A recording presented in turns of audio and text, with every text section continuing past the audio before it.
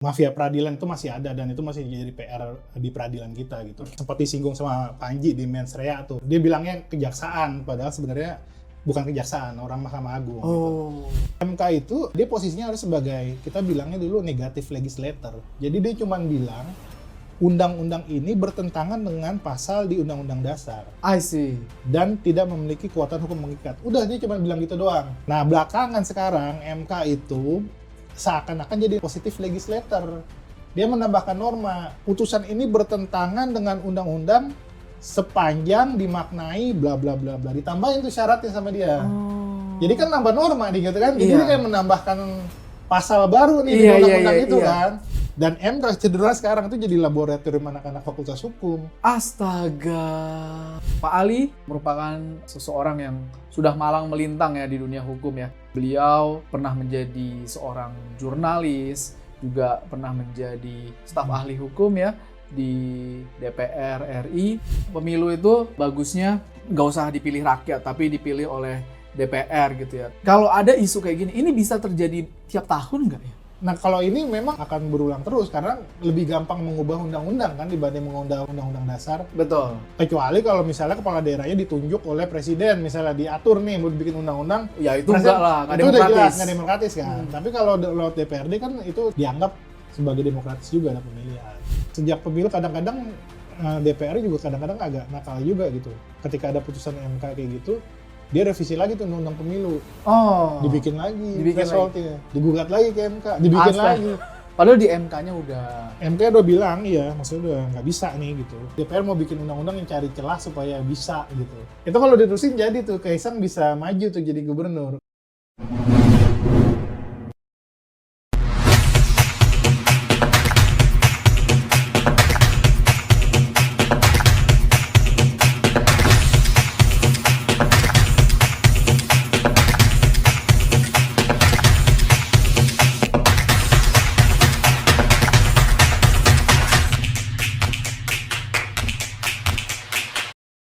Hai rekan-rekan Hive Intelligence Podcast. Senang sekali bisa berjumpa dengan rekan-rekan. Dengan saya Romora Edward Sitorus. Dan hari ini kita kedatangan tamu yang sangat spesial, yaitu seorang kolega, seorang teman. Dia juga fellow dari Area School of Government, sama seperti saya. Dia adalah Pak Ali Salmande. Apa kabar Pak Ali? Sehat. Apa kabar? Sehat dong Sehat, bro. mantap bro. Thank you udah menyempatkan waktu ya bro di sini. Thank you udah diundang juga ke sini ya. Oh, pasti dong. Thank you. Kita udah merencanakan lama tapi baru sekarang ya. Bener, seneng banget ada Pak Ali di sini bisa punya waktu dengan kita. Pak Ali ini sebentar lagi juga akan ke Australia lagi nih karena beliau adalah kandidat dari PhD Hukum di UNSW dan akan kembali Februari ini. Jadi kita menyempatkan diri untuk belajar dari beliau insight-insightnya tentang ilmu hukum, khususnya ilmu hukum tata negara dan administrasi. Pak Ali merupakan seseorang yang sudah malang melintang ya di dunia hukum ya.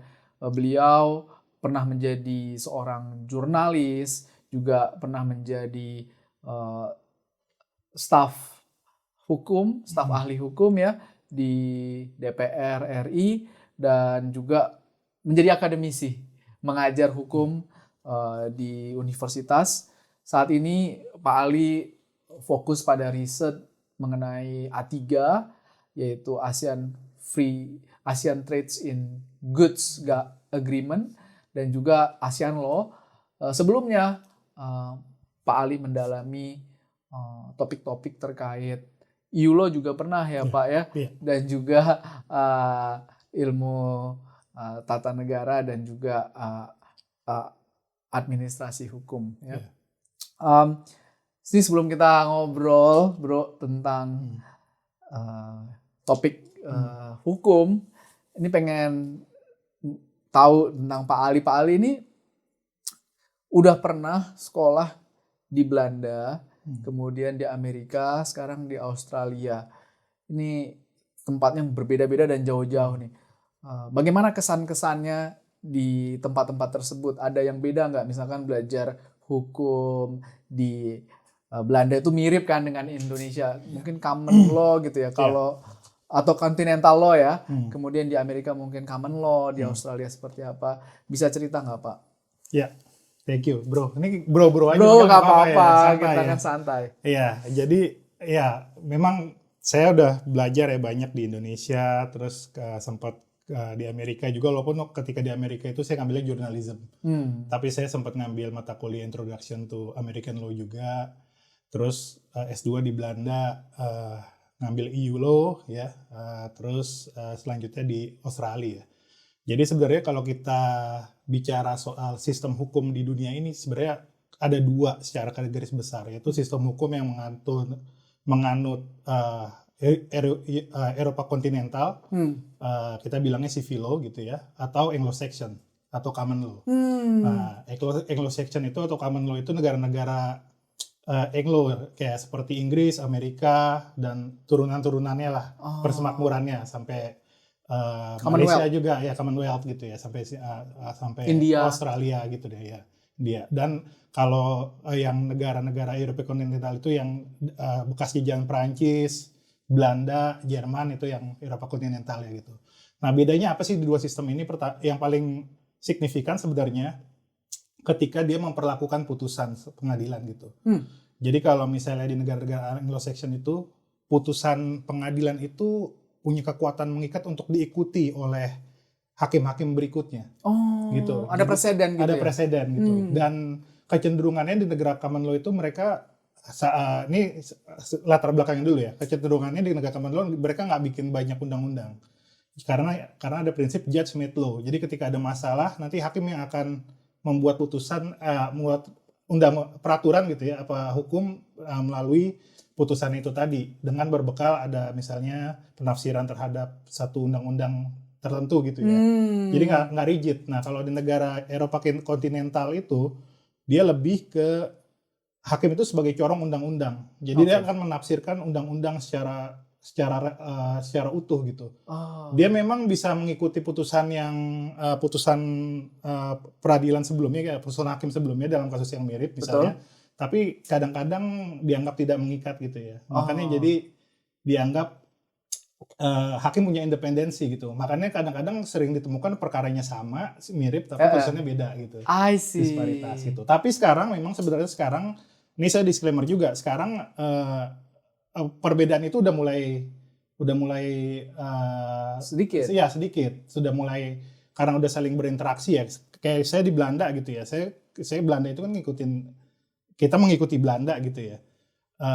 Dan selalu dibilang mereka tuh civil law gitu, ada pemerintah. Tapi ketika saya belajar di Fakultas Hukumnya sebelum masuk kuliah, itu kita harus baca putusan dulu yang banyak gitu.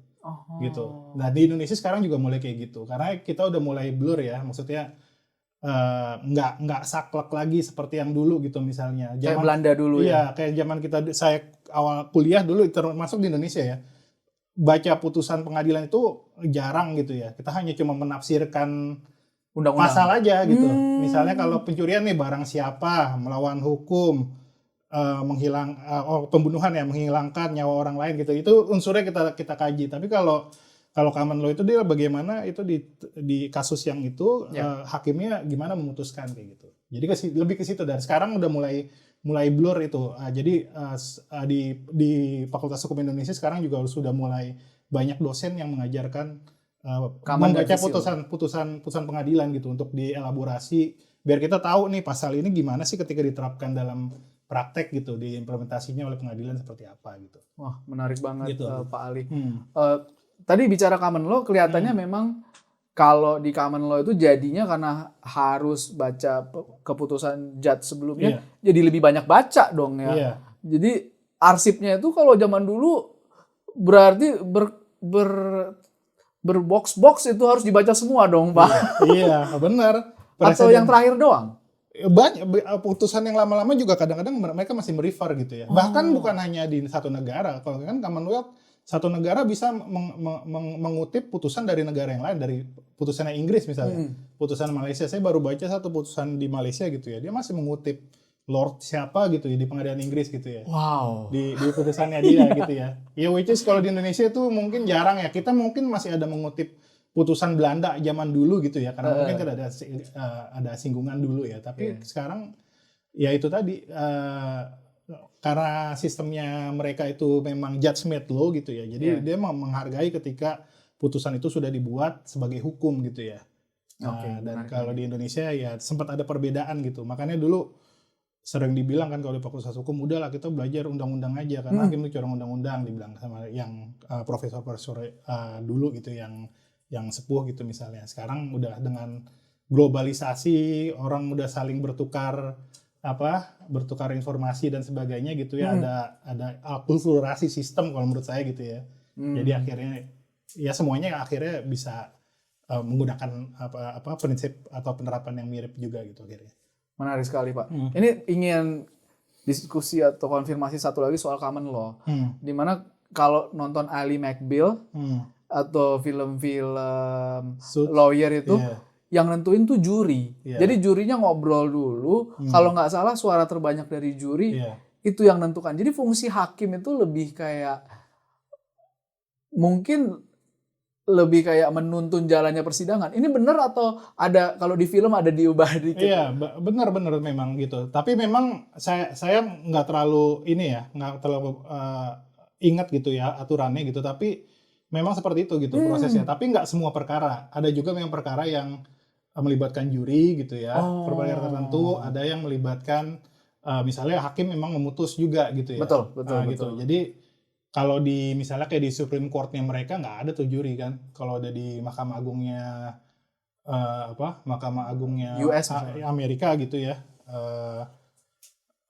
Udah nggak ada juri, yang mutus hakim gitu ya, yang menangani gitu. Kalau yang di pengadilan bawahnya memang ada sistem juri, misalnya kasus-kasus pembunuhan atau sebagainya gitu ya. Nah, tapi ada beberapa yang saya nggak lupa gitu ya perbedaannya apa, tapi memang itu memang ada gitu ya.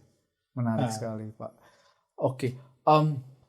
Nah sekarang kita mulai ke topik hukum nih, Pak. Topik kita hari ini memang ingin menggali mengenai hukum tata negara, hukum administrasi negara, kemudian demokrasi, kekuasaan gitu ya.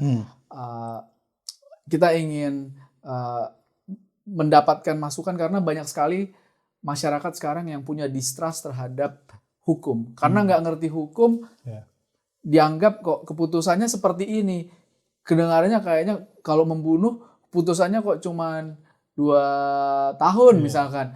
Atau kayak korupsi 1M itu ditahan cuma 2 tahun padahal korupsi 10 juta gitu ditahan 5 tahun. Ini kan membuat orang jadinya bingung terhadap sistem hukum. Mungkin Bapak ada tanggapan nggak? Kenapa kok bisa korupsi yang jumlahnya tinggi itu ditahan lebih singkat daripada korupsi yang jumlahnya rendah? Nah, ya ini ada banyak faktor sih sebenarnya gitu ya. Faktor utama bisa jadi, bukan faktor utama, salah satu faktor mungkin mempengaruhi juga karena peradilan kita juga belum terlalu baik juga gitu ya. Dengan adanya mafia peradilan kita udah tahu kan kemarin sekretaris MA gitu ya, soal ada ditangkap disimpan berapa triliun apa miliar gitu ya di rumahnya gitu ya. Yang sempat disinggung sama Panji di Mensrea tuh, padahal dia bilangnya kejaksaan, padahal sebenarnya bukan kejaksaan, orang Mahkamah Agung gitu. Nah, terus itu memang itu terjadi gitu ya. Ada faktor X gitu ya. Memang ada mafia peradilan itu masih ada dan itu masih jadi PR di peradilan kita gitu. Nah, yang kedua, memang kita nggak bisa melihat satu faktor aja, misalnya jumlah uang gitu. Jumlah kerugian negara itu memang satu faktor, tapi kan ada faktor lain kan. Kalau di putusan itu biasanya ada yang meringankan atau memberatkan gitu ya. Misalnya dia sudah berulang kali melakukan pernah korupsi, ditangkap lagi, dan itu kan bisa jatuh lagi walaupun dia misalnya yang kedua korupsinya cuma 10 juta, tapi dia udah yang ke 3 kali misalnya gitu ya, atau apa gitu ya. Itu kan bisa jadi salah satu faktor. Sedangkan yang korupsi 1M, dia baru atau dia mungkin terpleset lah atau apa gitu, yang unsurnya nggak terlalu, atau dia cuma sebagai pelaku pembantu dan sebagainya, misalnya gitu ya. Iya, Ini iya. salah satu contoh gitu. Oke.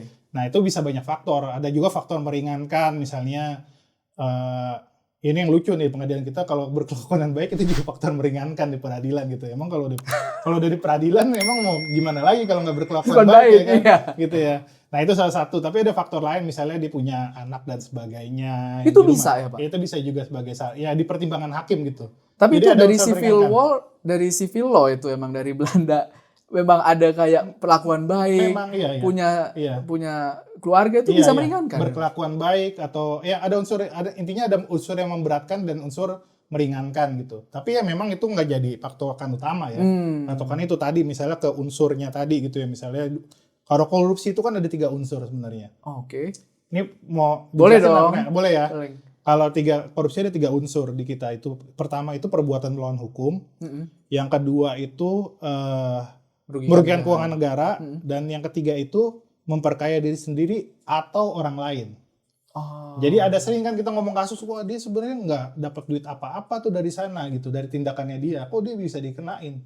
Ya bisa, karena dia memang nggak memperkaya dia, tapi ada orang lain yang dapat keuntungan dari sana gitu misalnya. Iya. Makanya itu yang jadi problem sih sebenarnya ya. Maksudnya problem ternyata untuk gimana penegakan itu bisa lebih baik gitu. Wow. Ya itu sih ada macam-macam faktor tadi. Kita nggak bisa ngelihat satu faktor aja ketika kerugian negara segini dia segini, karena memang nggak ekuivalen gitu. Kalau dia korupsi segini dia akan dihukum dengan berapa lama pidana misalnya gitu ya. Betul. Nah. Jadi Pak, kalau kita melihat media sosial nih Bro, terus kita merasa ini Pak apa Bro nih? Bro aja ya. Bro aja deh. Lupa lagi. Tadi serius Karena banget. tadi kayak Serius banget ngomongnya kayak Pak. hakim tadi. Saya ngomongnya jadi untung nggak dibilang yang mulia. Yang mulia, jadi yang mulia. Enggak, ini bukan hakim saya. Salah. Saya ngomongnya ke hakim aja nanti. Kalau misalkan orang lihat di sosial media terus merasa ada ketidakadilan, mungkin karena dia kurang paham ya terhadap poin-poin yang mungkin tadi Bro Ali udah sharing, apa yang harus dilakukan? Apakah dia seharusnya membaca lebih detail? Dan kalau membaca detail itu sebenarnya tersedia nggak sih detail kasus di website tertentu yang dia bisa baca? Oh yang ini poin 1 dari korupsi gitu. Terus kalau orang awam, apakah dia bisa menilai satu kasus? Atau memang harus nanya ke lawyer dan hukum gitu? Itu sedalam apa suatu kasus tuh biasanya? Baru kita itu misalkan Panji gitu ya, dia memberikan persepsi terhadap suatu hal, punya opini. Menurut keyakinan saya. Menurut keyakinan dia. Haris Azhar katanya gitu kan. Karena aku pernah dengar bahwa hukum itu sebenarnya produk politik. Politik itu kan is about power gitu ya. Jadi sebenarnya manusia yang buat hukum, bukan hukum yang buat manusia gitu kan. Betul. Tapi karena misinformasi begitu banyak di sosial media Pak, Bro, itu gimana sih orang awam seharusnya menanggapi kalau ada orang yang coba membuat satu narasi? Secara objektif harusnya gimana ya? Ya sebenarnya kalau untuk melek hukum ya itu memang banyak ya. Itu kan bukan hanya orang yang di fakultas hukum sebenarnya, karena kan di hukum itu ada teori fiksi namanya. Jadi teori fiksi itu kalau hukum itu udah ditegakkan, ditaruh di lembaran negara, undang-undangnya disahin, itu nggak ada alasan tuh orang bilang nggak tahu hukumnya misalnya, ya kan? Ya kan misalnya gini, kita ditangkap polisi, kok kamu melanggar ini, saya nggak tahu undang-undang lalu lintas Pak gitu, saya nggak pernah baca. Ya itu udah mau dia baca atau enggak, teori fiksi itu tetap berlaku buat dia gitu. Jadi memang ya memang agak susah sih ya untuk saya paham gitu. Kalau saya memang dari kuliah memang belajar hukum gitu. Untuk orang awam kan gimana gitu ya. Mungkin bisa dengan membaca-baca ya, banyak sumber di internet juga berdiskusi gitu ya. Tapi yang paling utama sih gunakan common sense aja sebenarnya. Common sense ya, maksudnya yang paling gampang dan menghormati norma yang udah ada gitu. Karena norma hukum itu biasanya kan sejalan dengan norma kesopanan dan kesusilaan gitu ya. Misalnya kita menghina orang lain itu kan secara dari kesusilaan juga udah salah, kita udah tahu kan. Sebenarnya kita bisa ngukur itu gitu. Jadi walaupun kita pakai kata-kata itu tadi, misalnya yang saya mau singgung tuh yang kemarin Panji bilang di Mensrea ya soal menurut keyakinan saya gitu, karena kan dibilang nanti akan aman gitu. Nah, gimana tuh menurut Bro Ali? Itu kan karena diajarin oleh Bang Haris Azhar gitu ya, yang sudah menang misalnya lawan Pak Luhut gitu. Nah itu tadi saya kembali lagi dikasih ke hukum kita. Prinsip yang tadi di satu kasus belum tentu itu works di kasus yang lain gitu.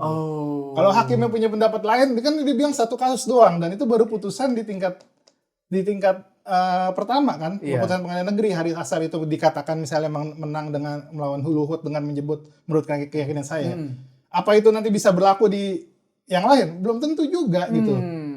Kalau ini penilaian objektif saya, maksudnya sih bisa jadi saya salah juga, tapi melihat dari kecenderungan itu gitu. Jadi jangan sampai jadinya kita pakai kata itu terus kita menghina orang misalnya gitu. Betul. Ya, hati-hati. Kita sebenarnya tahu kalau menurut saya sih kita bisa tahu, kita bisa mengukur juga dari diri kita sendiri kapan kita sebenarnya kita itu mengkritik, apa kita sebenarnya udah masuk ke kategori menghina ya, menghinakan orang gitu ya. Kalau kritik kan kebijakannya dan sebagainya gitu.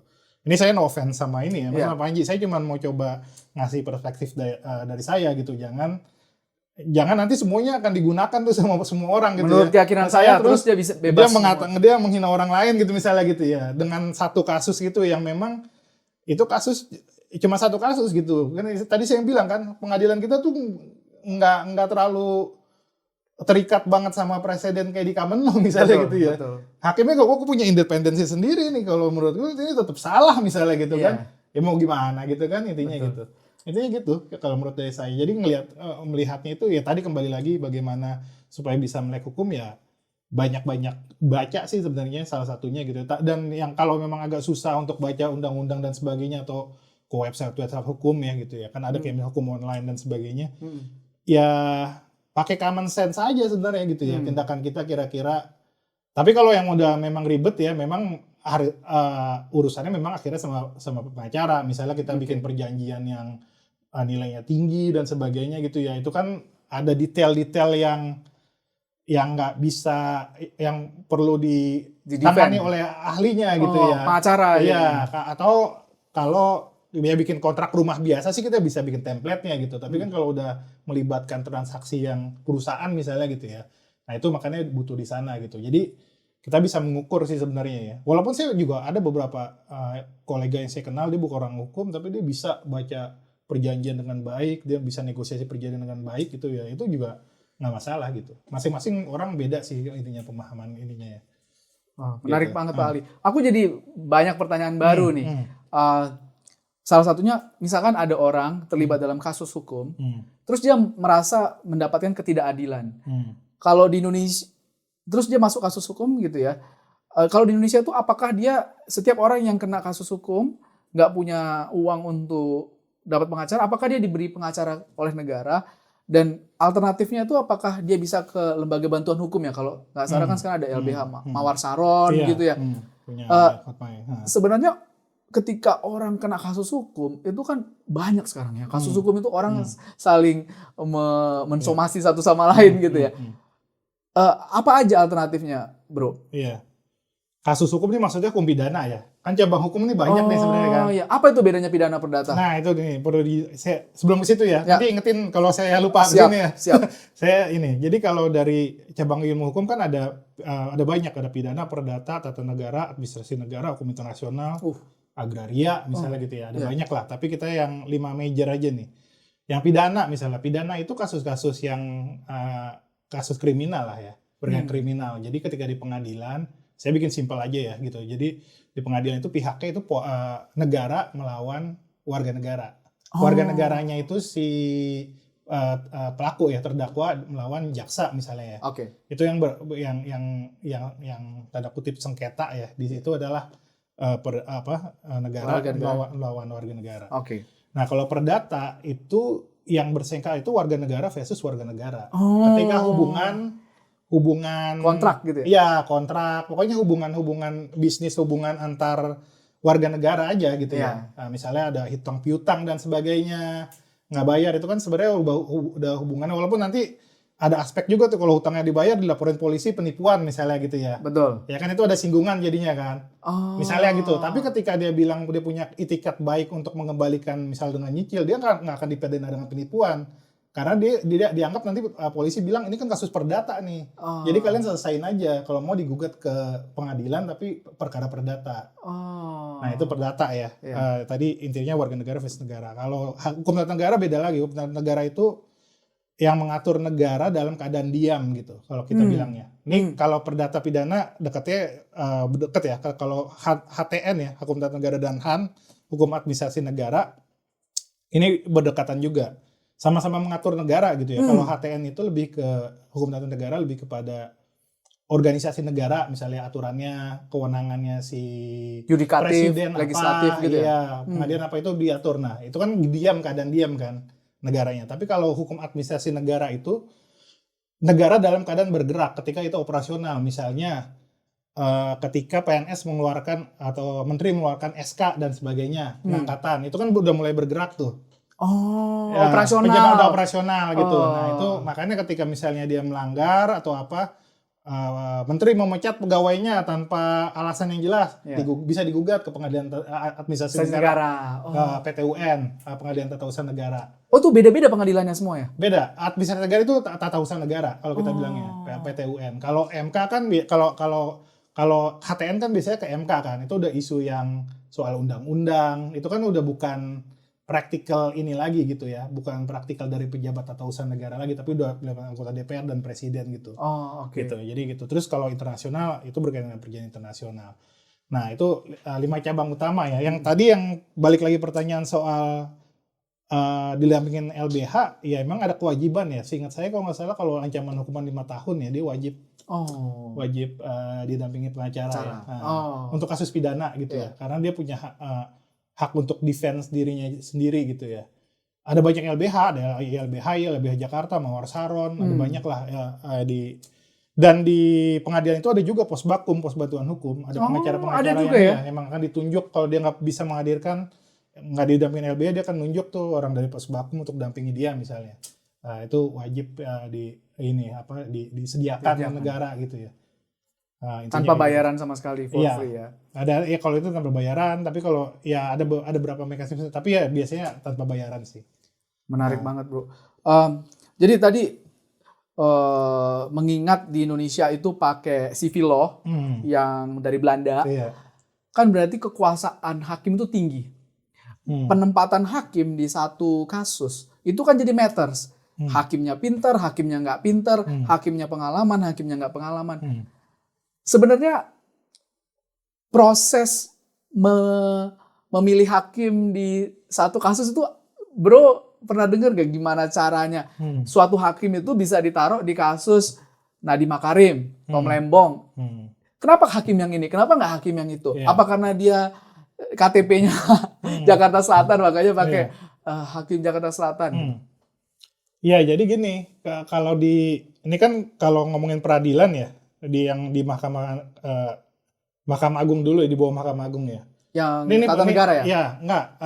Ini yang kalau kasus yang tadi kan yang Tom Lembong sama Nadiem kan kasus pidana kan. Dia di pengadilan negeri. Oh, gitu. Jadi di pengadilan negeri ya. Ini sebenarnya kita harus paham dulu nih dari hierarkinya dulu. Kalau di Indonesia itu kan ada 2 lembaga kekuasaan kehakiman. Jadi belajar hukum ya. Ya, okay. Asik nih. Bro, ya, silakan. Jadi dua kekuasaan penghakiman, ada Mahkamah Agung sama Mahkamah Konstitusi. Dia sama nih, posisi sama, punya kewenangan. Tapi Mahkamah Agung ini dia membawahi berapa peradilan? 4 peradilan biasanya. Peradilan umum, peradilan militer, peradilan tata usaha negara, tadi yang saya bilang hukum administrasi, dan peradilan agama. Agama ini yang soal keluarga yang muslim misalnya, cerai, itu apa waris, nah itu di agama. Nah ini masing-masing punya pengadilan tingkat pertama, pengadilan tingkat kedua. Misalnya kalau di peradilan umum itu ada namanya di tingkat pertama pengadilan negeri. Nah pengadilan negeri itu menangani perkara pidana sama perdata. Nah kalau bandingnya kemana? Ke pengadilan tinggi, ada PT. Ya kan? Setelah kalau nggak suka dengan kalau nggak sepakat dengan putusan PT kemana? Kasasi ke Mahkamah Agung. Kalau masih nggak suka juga, masih nggak setuju, dia bisa peninjauan kembali. Kalau memang ada novum ya. Kalau peninjauan kembali udah upaya hukum terakhir. Udah dia harus ada novum dan ada kekhilafan hakim di putusan sebelumnya. Itu alurnya. Nah, kalau di PT UN tingkat pertamanya ada PT UN namanya juga di ibu kota provinsi biasanya. Ada Pengadilan Tata Usaha Negara, ada juga Pengadilan Tinggi Tata Usaha Negara. Oke. Nanti ke MA lagi nih. Kasasinya tetap ke MA, ujung-ujung semua ke MA. Kecuali MK ya. MK tuh cabang yang beda nih ya. Iya. Ya, dia beda. Peradilan militer juga gitu, ada tingkat pertamanya, ada tingkat bandingnya. Ada langsung ke MA gitu. Nanti di MA terakhir ya? Di MA nanti hakimnya ada kamar-kamar tuh, ada hakim yang kamarnya militer, ada kamarnya administrasi negara. Ini pengaruh ya untuk menjawab tadi pertanyaan pemilihan hakimnya ketika dalam perkara. Jadi di MK tuh akan dikamar-kamarin. Mana kamar agama misalnya gitu ya. Dia akan nanganin perkara-perkara yang dari pengadilan agama. Nah, kalau di tingkat pertama gimana penentuan hakimnya? Misalnya di Tom Lembong atau siapa Nadim ditanganin di Tipikor ya, tindak pidana korupsi misalnya, atau di Pengadilan Negeri Jakarta Pusat misalnya gitu ya. Nah, biasanya penentuannya setahu saya itu ketua pengadilan yang menentukan. Makanya ada kasus kan kalau nggak salah ketua pengadilan bukan ketua pengadilan, hakim pengadilan Jakarta Pusat kan ada yang kena kan kasus minyak goreng dan sebagainya gitu ya. Dia ini ya. Itu prosedur mafia hakim juga di situ. Ketika menentukan pilihannya itu ya. Salah satunya ya. Tapi kalau ini nggak hubungan sama pengadilannya ya. Tapi maksudnya hakimnya ada. Itu juga kan ada juga gitu. Di PT juga seperti itu. Nah, kalau di MA beda lagi. Saya baru ngobrol kemarin ya untuk riset area ini juga sih ngobrol. Kalau di MA itu katanya dia ada sistem acak gitu. Ada sistem. Misalnya di kamar administrasi negara hakimnya ada, saya lupa misalnya ada 10 misalkan gitu ya. Ada 10, perkaranya ada banyak kan. Nanti dia akan ada sistemnya tuh katanya, ya, akan mengundi secara acak misalnya kasusnya gitu. Dia akan ada di majelis mana misalnya gitu ya. Nah, itu juga jadi problem juga pengundi acak. Nanti ketika hakimnya beda, perkaranya sama, mirip gitu ya, sama persis misalnya gitu ya, putusannya beda gitu. Iya ya. Kan? Kalau misalnya diatur kan harusnya dia udah nanganin perkara yang mirip kayak gini, dikasih lagi perkara yang sama harusnya. Kalau ini nggak bisa kan. Kalau itu jadi masalah tuh. Bisa jadi masalah lagi intinya. Tapi intinya gitu, kalau di pengadilan bawah ditentuin oleh ketua pengadilan, kalau dulu sih ditentuin ketua kamar ya. Tadi saya dengar sih katanya gitu. Sekarang udah sistemnya acak katanya gitu. Kayak ada. Saya nggak tahu ada sistemnya kayak gimana. Wah, gitu. Ini udah panjang nih kita ngomong nih. Wah, asik nih. Jadi belajar law 101 ini dari Bro Ali. Menarik banget Bro ini tentang hukum ya. Karena banyak orang yang nggak paham hukum gitu Bro. Jadi merasa kayak hukum ini diatur gitu. Nah, tadi udah cerita tentang Mahkamah Konstitusi, Mahkamah Agung yang terakhir ya kalau ada masalah. Sekarang mungkin tetap yang basic ya. Instrumen hukum. Instrumen hukum itu di Indonesia ada apa aja? Misalkan ada hakim, jaksa, KPK, kemudian ada lagi BPK itu instrumen hukum atau enggak? BPKP atau yang silakan. Memang lagi seru nih, Bro. Ini bener kan? Bisa diminum kan nih? Bisa. Membuktikan nih nggak properti nih minuman beneran. Siap. Gimana? Nah, jadi apa aja sih instrumen hukum di Indonesia? Siapa sih yang bisa nangkap? Siapa yang bisa mengadili? Kemudian kalau orang nggak suka dengan pengadilannya, dia kemana? Secara garis besar apa sih Bro? Karena orang ini nggak bayangin banyak banget orang yang nggak punya power gitu ya di hukum. Udah pasti kalah Bro. Karena dia nggak tahu mendefend dirinya gitu. Ini lurusin ya, sebenarnya bukan, kalau yang dimaksud itu bukan instrumen hukum. Jadi itu penegak hukum. Penegak hukum ya. Kalau instrumen hukum biasanya itu undang-undang dasar, undang-undang legal ya gitu ya. Peraturan perundang-undangan kalau saya lihat itunya. Tapi kalau yang soal penegak hukum memang sebenarnya ada kalau makanya ini beda lagi nih, kita bicara hukum apa dulu nih? Hukum pidana. Mulai semuanya deh. Pidana dulu ya. Pidana dulu. Misalnya pidana, ini beda nih, makanya kita ngomongin hukum yang mana nih? Saya kan udah jelasin ada 5 tadi tuh. Kalau misalnya hukum pidana ya penegak hukumnya ada hakim, ada jaksa, ada polisi, dan advokat juga dianggap sebagai penegak hukum juga gitu. Jaksa sama polisi bedanya apa? Nah, jaksa beda gini, kalau misalnya simpelnya ya, dalam kasus pidana misalnya kita ngomongin kali ini kan kalau ketika kita menyebutkan jaksa, polisi atau jaksa, itu pasti ada konteks hukum pidana ya. Itu pasti ada hukum konteks pidana gitu ya. Bukan hukum perdata. Paham. Nah, kecuali kalau jaksanya dia sewa menyewa rumah sama orang lain terus dia gugat, ya itu kan nggak ada hubungan sama profesi negara, jaksa kan. Iya. Tapi kalau sebagai profesinya kita pasti ngomongin tuh kasus pidana. Nah, kasus pidana itu awalnya memang dari kepolisian dulu biasanya. Di sana nanti dikenal ada namanya penyelidikan dan penyidikan. Tahu bedanya? Nggak tahu. Nah, bedanya penyelidikan dan penyidikan itu, penyelidikan itu Praduga tak dilakukan, bersalah ya? enggak, dilakukan untuk mencari itu ada tindak pidana atau enggak. Kalau penyidikan udah mencari siapa tersangkanya. Oh. Kenapa? Gini, gampangnya gini. Misalnya ada orang di sana meninggal ya. Pertama polisi akan lihat dulu nih, dia meninggalnya kenapa? Oke. Ya kan? Ya. Dia dibunuh kah? Ada luka tusukan dibunuh kah? Iya. Atau digantung diri? Betul. Ya, gantung dirinya juga dilihat juga nih, benar gantung diri atau emang dia digantung orang. Betul. Ya kan? Betul. Nah, dari itu namanya penyelidikan. Dia akan tentukan, wah ternyata dia meninggalnya bunuh diri nih. Ya udah, nggak ada kasus. Iya. Ya kan nggak ada tindak pidana di situ kan? Iya. Tapi kalau ternyata dia dibunuh, Baru penyidikan. nah baru naik tingkat ke penyidikan. Dicarilah tuh siapa tersangkanya, ya kan? Dia cari tersangkanya siapa gitu kan. Udah ada tersangka, diperiksa sama dia, polisi ngumpulin bukti, berkasnya udah cukup, diserahkan, dilimpahkan ke kejaksaan. Oke. Kejaksaan akan ngecek nih, ada istilah P19 sama P21 dulu. Kalau P19 itu kalau nggak salah berkasnya nggak lengkap. Oke. Lengkapin lagi buktinya, karena nanti yang maju ke pengadilan untuk nuntut orang ini adalah jaksa, gue yang nuntut. Kalau buktinya nggak kuat, nggak cukup, repot nih gitu kan. Nah, kalau udah lengkap P21, oke udah lengkap nih berkasnya, udah bisa kita bawa ke pengadilan. Nanti di pengadilan dituntutlah oleh penuntut umum, jaksa gitu ya.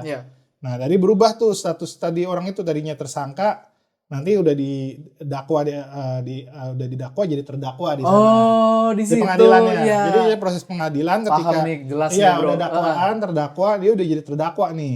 Udah ada dakwaan, terdakwa. Nah, itu masih asas praduga tak bersalah sebenarnya semuanya. Tersangka ketika proses tersangka juga dia nggak boleh dianggap udah pasti, tapi hanya tersangka kan masih disangka. Terdakwa juga masih didakwa.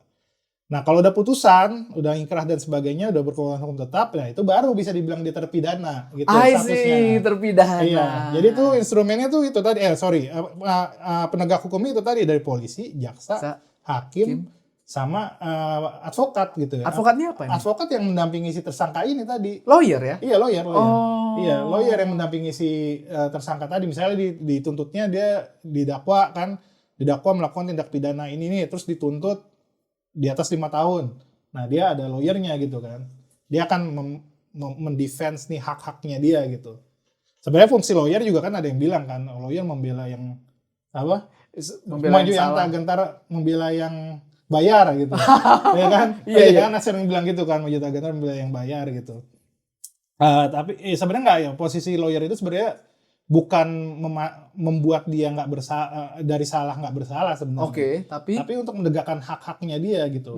Supaya misalnya dia ketika jaksa mengajukan bukti, kalau bukti nggak kuat ya nggak bisa semena-mena gitu. Betul. Dia dituntut, bisa jadi dia nggak kena gitu. Betul. Makanya ada istilah devil's advocate itu, bro. Itu muncul dari advokatnya setan gitu. Enggak, devil's advocate beda lagi istilahnya. Devil's advocate itu mencoba berpikir ini kan. Iya, itu untuk ya. Iya, itu kayak sistem ya. Itu kan sebenarnya kalau nggak salah dari tradisi Katolik kalau nggak salah. Oh. Gitu. Jadi ketika ini saya nggak tahu ya, misalnya mau koreksi, tapi yang saya baca gitu ya, itu sebenarnya dari tradisi itu ketika ada orang yang mau ditetapkan jadi santo apa gitu ya, ahli pokoknya jadi orang yang alim lah suci apa gitu ya, suci ya.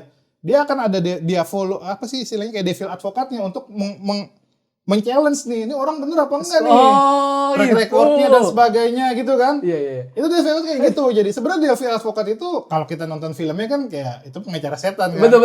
Ya, itu film zaman kita kecil tuh ya kan. Itu yang menginspirasi saya belajar hukum juga sebenarnya itu kan ya si siapa?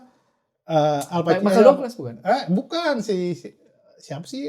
Al Pacino ya kalau nggak salah ya. Jadi ini kan, pokoknya gitu intinya gitu. Tugas LDV Advokat itu menguji gitu, menguji kita. Misalnya kita biasa nih kalau dihukum nih kita mau mau maju ke pengadilan, mau lawan ini misalnya gitu ya. Misalnya bro jadi devil advokat saya dulu nih, nguji nih, kita diskusi dulu nih, cari celahnya. Oh, menurut gue celahnya gini. Oh, kita diskusi. Jadi kita tahu nih, wah nanti kalau ini nggak diperkuat di sana kita bisa dihantam. Jadi itu untuk memperkuat itu gitu. Jadi tugasnya devil advokat gitu sebenarnya. Gitu. Thank you nih bro untuk sharingnya tadi soal dasar-dasar fondasi hukum. Lu harusnya jadi menteri hukum ini ke depannya. Gua percaya lu bisa nih bro. Bro, jadi jauh gitu. Enggak lah. Jangan lupa pulang ke Indonesia nanti biar jadi menteri hukum. Bro, ini menarik banget ya, lu kelihatan sangat-sangat menekuni dan passion banget tentang hukum. Apa yang motivasi lu dulu milih kuliah hukum, bro? Ya, sebenarnya jauh sih ya. Justru udah kepikiran mau kuliah hukum itu sejak SMP sebenarnya. Sejak SMP. Kita kan umuran sama nih gitu ya. Dulu kan zaman kita SMP itu, SD SMP itu kan reformasi kan, 98. Ini ketahuan, jadi kita bisa tebak kemudian kan. Jadi reformasi 98. Kalau kita lihat dulu acara TV, diskusi tuh, debat tuh banyak kan. Itu orang-orang pakar hukum gitu ya. Ngomongnya spesifik hukum tata negara. Hukum tata negara, karena emang negara lagi nggak bener nih. Jadi mau perubahan konstitusi, undang-undang dasar, mau dirubah. Jadi yang muncul tuh ahli-ahli hukum tata negara, Prof. Harun Al-Rashid dulu masih ingat dari UI. Yusril juga sering muncul dulu tuh. Bang Buyung walaupun bukan, ya dia advokat juga, tapi dia kuat juga tuh hukum tata negaranya gitu. Jadi dari situ melihat acara di TV gitu ya, diskusi soal itu, wah tertarik nih, menarik nih. Dulu kepikiran juga sempat mau ngambil kriminologi juga gitu. Tapi kayaknya kriminologi terlalu pidana gitu, nggak ini. Kalau ngomongin negara tuh kayaknya seru, asik gitu ya pokoknya. Walaupun kayak mengawang-awang kan, kita ngomongin apa ini kan, merubah konstitusi gitu ya. Tapi intinya itu yang cukup memotivasi sih dulu gitu. Dan terus akhirnya mantap untuk ngambil jurusan hukum. Nah di hukum itu dibagi lagi kan tadi yang saya bilang, pembidakannya ada 7 malah di sana.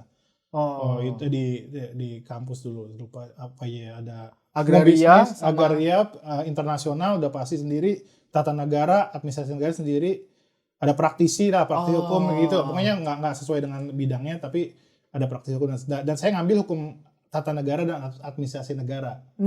Nah kalau zaman saya dulu kuliah itu berapa banyak bro yang HTN ngambil? Itu dikit ya? Waktu itu masih dikit. Paling banyak apa? Hukum bisnis. Karena duit ngumpulnya di sana. Gitu ya. Berarti per data? Ada hukum bisnis. Emang harus per data, tapi dia akan spesifik, dia bilang hukum bisnis gitu. Jadi nggak cuma per data doang. Per data ada dibagi lagi, memang per data ada yang bisnis, ada per data keluarga karena saking luasnya kan. Jadi saya akhirnya ngambil hukum tata negara, walaupun diledekin sama temen dulu kan, lu mau jadi apa? Mau jadi lurah lu gitu. Dibilangnya kayak gitu dulu ngambil HTN. Tapi ya bahkan juga kalau nggak salah yang ngambil itu juga kebanyakan orang yang benar-benar niat zaman saya dulu ya. Ini pengalaman saya nih. Itu yang benar-benar lihat cuma bisa hitung jari. Selebihnya ke situ biasanya buangan, dia nggak kuat di hukum internasional, dia beralih ke, kita namanya program kekhususan namanya PK. Kayak jurusan, bukan jurusan tapi kita bilangnya PK, program kekhususan. Dia pindah ke situ. Nah akhirnya ya udah saya belajar itu, dan kita kuliah itu kan Mahkamah Konstitusi baru dibentuk tuh. Nah, belum ada sebelum? Belum. Mahkamah Konstitusi itu 2003 apa 2004 gitu. Jadi sebelumnya apa? Nggak ada. Mahkamah Konstitusi itu nggak ada gitu. Jadi nggak ada, misalnya orang kalau misalnya nggak suka dengan merasa dirugikan dengan undang-undang, channelnya kemana ya, ada mungkin ke Mahkamah Agung ya dulu ya, tapi kayaknya nggak bisa juga, masa nggak efektif juga gitu ya. Gitu. Jadi kan karena itu baru dibuka keran itu ya, bersamaan dengan keran demokrasi ya, bersama dengan reformasi itu tadi. Jadi ya itu sebenarnya motifnya, dan sejak MK berdiri kan hukum tata negara jadi bidang seksis berkembang gitu ya. Dan sekarang banyak yang ambil HTN juga di Fakultas Hukum gitu ya.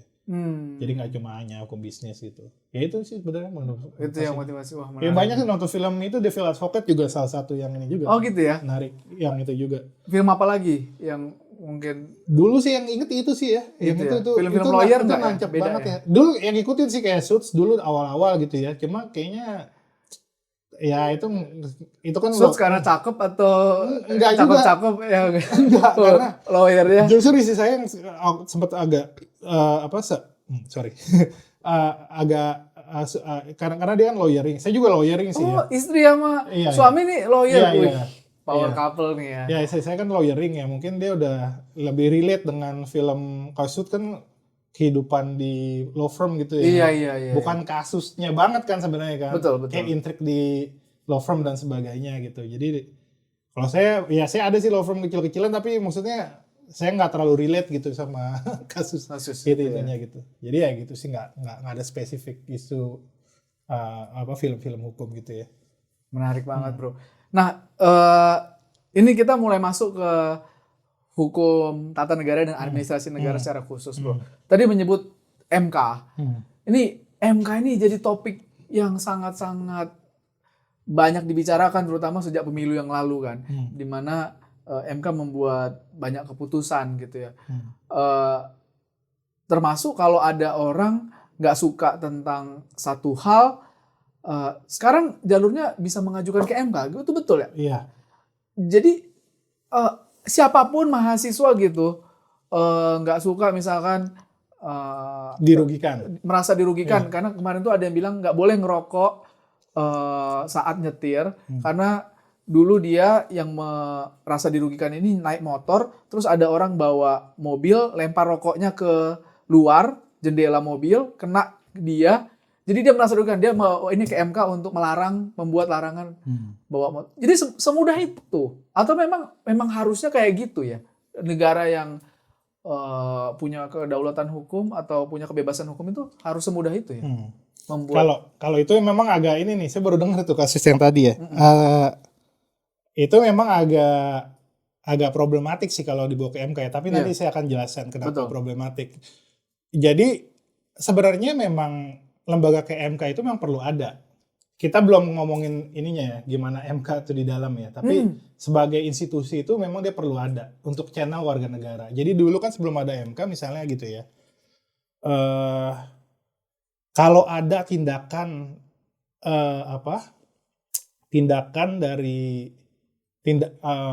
tindakan dari negara pemerintah gitu yang dianggap merugikan gitu ya, ada aspek keperdataannya misalnya gitu ya, itu bisa digugat dulu ke pengadilan negeri, pengadilan negara. Namanya Undramatic Overhead Debt. Jadi perbuatan melawan hukum penguasa. Jadi gitu. Jadi bisa dimintain ganti rugi tuh. Wow, dirugiin misalnya gitu ya. Itu sekarang masih ada tapi emang nggak terlalu berjalan. Jadi bisa digugat perdata. PMH, perbuatan melawan hukum penguasa. Misalnya penguasa melakukan perbuatan melawan hukum dan terus dia ada yang dirugikan secara material dan sebagainya, dia akan bisa gugat. Nah terus tahun-tahun saya lupa, PTUN itu 80-an itu yang saya bilang peradilan tata usaha negara, hukum administrasi negara itu dibentuk. Setelah ada channel yang tadi, dibuka lagi channel pengadilan tata usaha negara. Kalau misalnya ada keputusan tata usaha negara, keputusan pejabat negara misalnya gitu ya, misalnya merugikan yang lain misalnya, dia misalnya menggusur secara paksa dan sebagainya gitu ya, atau misalnya mengusir dari tempat misalnya nggak sesuai misalnya. Betul. Itu keputusan tata usaha negara yang bisa digugat tanda kutip dibatalin, dinyatakan nggak boleh ke PTUN. Nah, itu bisa.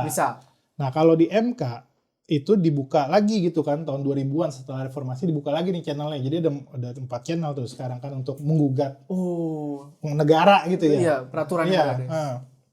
Jadi untuk menggugat negara itu jadi ketika pengujian undang-undang. Paling penting itu kan sangat penting karena undang-undang itu dibuat itu pasti berlaku untuk semua, yang saya bilang teori fiksi, suka nggak suka itu berlaku gitu. Tapi kalau undang-undang itu merugikan kita gimana? Undang-undang kan dibuat DPR ya bro? Iya dibuat DPR sama pemerintah. Jadi bukan MK yang buat, MK hanya mengecek. Iya. Jadi DPR yang membuat undang-undang itu DPR dan presiden. Gitu. Kalau salah satunya nggak setuju nggak jadi undang-undang. Oh bisa gitu? Iya nggak jadi. Jadi itu kesepakatan bersama antara DPR dan presiden. Jadi kalau yang ngajuin presiden atau DPR? Itu bisa dua-duanya. Jadi bisa RUU inisiatifnya DPR atau RUU dari presiden. Intinya harus kesepakatan bersama gitu. Hmm. Memang kalau udah kesepakatan bersama, terus di paripurna gitu ya, tiba-tiba presidennya bilang, wah gue nggak mau nih tanda tangan gitu ya. Sidang paripurna sidangnya presiden. Terakhir, enggak di DPR, sidang paripurna kan ini. udah sepakat nih, Iya. dapat kesepakatan bersama. Terus setelah itu presidennya mungkin berubah pikiran, nggak mau tanda tangan. Oke. Gitu kan. Nggak bisa. Nggak bisa. Walaupun nggak ditanda tangan dalam waktu 30 hari, dia akan berlaku tuh undang-undang. Ada beberapa undang-undang zamannya Megawati itu yang nggak ditanda tangan Megawati sebenarnya. Ya, tapi intinya sebelumnya udah dapat kesepakatan bersama gitu. Kalau emang nggak mau dihambat dari awal gitu. Gitu. Nah itu yang undang-undang. Nah undang-undang itu dicek nih ketika merugikan orang, sebenarnya bukan asal merugikan aja gitu, tapi lebih kepada merugikan hak konstitusional. Oke. Jadi hak konstitusional itu hak-hak yang diberikan konstitusi Undang-Undang Dasar 45 ke warga negara. Jadi gitu. Bukan sembarang hak konstitusional, misalnya hak nggak boleh ada banyak lah perlakuan sama di hadapan hukum dan sebagainya, macam-macam ada hak tidak disiksa dan sebagainya misalnya gitu ya. Nah itu jadi kita ketika menguji ke MK, kita akan bawa nih undang-undang ini, kita harus bisa mengargumentasikan undang-undang ini bertentangan dengan hak konstitusional kita di pasal ini. Iya. Nggak bisa asal sembarangan. Gitu. Dan MK itu posisinya seharusnya dulu ini jadi berubah zaman Prof Mahfud. Kebetulan saya lama liputan dulu, saya jurnalis hukum online dan liputan di MK nih dari generasi pertama zaman ketuanya Pak Jimli, Pak Akil yang ketangkep nih yang kasus korupsi itu sampai Pak Mahfud ya. Pak Mahfud dulu baru Pak Akil ya, terus ya terakhir saya kayaknya sampai Pak Akil ya. Jadi intinya di MK itu tadi dia posisinya harus sebagai, kita bilangnya dulu negatif legislator. Negatif legislator. Nggak positif. Jadi dia cuma bilang undang-undang ini bertentangan dengan pasal di Undang-Undang Dasar. I see. Ya kan? Dan tidak memiliki kekuatan hukum mengikat. Udah dia cuma bilang gitu doang. Dia nggak boleh menambah norma. Oke, paham. Nggak boleh nambah ini. Harusnya begini. Nggak bisa. Nggak bisa. Cuma negatif legislator. Iya, cuma dibilang ini bertentangan nggak dengan Undang-Undang Dasar 45? Bertentangan. Ya udah, ini nggak boleh nih. Ini bertentangan dengan hukum. Misalnya dengan Undang-Undang Dasar. Nggak memiliki kekuatan hukum mengikat. Nah, belakangan sekarang MK itu seakan-akan jadi positif legislator. Dia menambahkan norma dengan putusan yang istilahnya tuh konstitusional bersyarat. Atau inkonstitusional bersyarat. Putusan ini bertentangan dengan undang-undang sepanjang dimaknai bla bla bla bla. Ditambahin tuh syaratnya sama dia. Jadi kan nambah norma gitu kan. Jadi dia kayak menambahkan pasal baru nih di undang-undang itu kan. Iya. Nah, itu yang berlaku sekarang nih. Berlaku sekarang. Jadi MK jadi semakin powerful, jadi dia bisa menambahkan norma gitu. Secara tata kelola itu agak kurang kalau dari konsep awalnya sebenarnya nggak bisa. Positif negatif udah diserahin di DPR sama presiden. Iya. Makanya akhirnya ada tuh mahasiswa itu tadi. Iya. Dia kan minta norma ditambahkan kan. Betul. Dia kan yang tadi yang dilempar rokok itu kan. Iya. Dia kan nggak ngomongin misalnya ini ada undang-undang dilarang merokok gitu ya. Bertentangan dengan undang-undang, dia nggak kayak gitu kan. Nggak kayak gitu kan. Dia lebih kepada dia minta ini dibuat. Ini ada misalnya orang dilarang merokok, misalnya di mobil. Ditambahin di mobil misalnya gitu kan, di motor gitu kan. Larangan merokok ditambahin sama dia larangan merokok konstitusional sepanjang dimaknai dia nggak boleh juga di ngerokok sambil bawa motor atau nyetir gitu. Itu kan positif kan, dia menambahkan norma gitu kan. Nah itu sekarang jadi problemnya. Jadi semakin banyak orang yang datang ke MK itu ya kadang-kadang minta MK jadi positif legislator jadinya, menambahkan. Dan MK cenderung sekarang itu jadi laboratorium anak-anak fakultas hukum. Astaga. Untuk ngetes ilmu. Kita bilang ngetes ilmu. Iya, serius. Anak-anak HTN itu banyak yang kayak gitu, yang ngetes ilmu. Anak-anak, jadi ada beberapa. Ya karena banyak, kalau nggak salah kasus threshold ya. Threshold atau apa satu ya? Saya lupa ya, apa presiden. Semua pemohonnya, yang Gibran juga. Gibran tuh pemohonnya orang mahasiswa. Mahasiswa ya? Iya, mahasiswa hukum juga kan. Jadi dia minta umurnya diturunin kan, untuk jadi wakil presiden nggak harus di atas Iya, nggak diturunin, makanya itu jadi positive legislator kan. Betul. Jadi dia memang dibatalin gitu kan. Oh, dibatalin. Oh nggak, dia nambahin juga kalau nggak salah. Jadi kan umurnya Asalkan pernah nah, menjabat. Iya. itu kan jadi positif kan, ditambahin kan sama dia kan. Ini konsep gitu, intinya kayak gitu. Jadi ya itu jadi laboratorium anak-anak ATM sekarang tuh sebenarnya. Aduh. MK jadi. Pengambilan keputusan di MK ini kalau nggak salah itu berdasarkan berapa orang yang say yes ya. Iya. Dan itu sebenarnya keputusan MK berarti kalau kayak gini hampir sama dengan kekuatan DPR dong kalau bisa ngubah undang-undang dengan menambahkan pasal. Iya. Makanya dulu sempat bilang di MK itu ada 9 hakim. 9 hakim itu ngerahkan dulu baru 550 ya. 550 anggota DPR plus presiden. Ya kan? Mereka ngebatalin keputusan mereka di sana ya kan. Dan siapa yang ngangkat? Nah, Hakim MK itu ada 9 hakim. Di MK itu ada 9 hakim.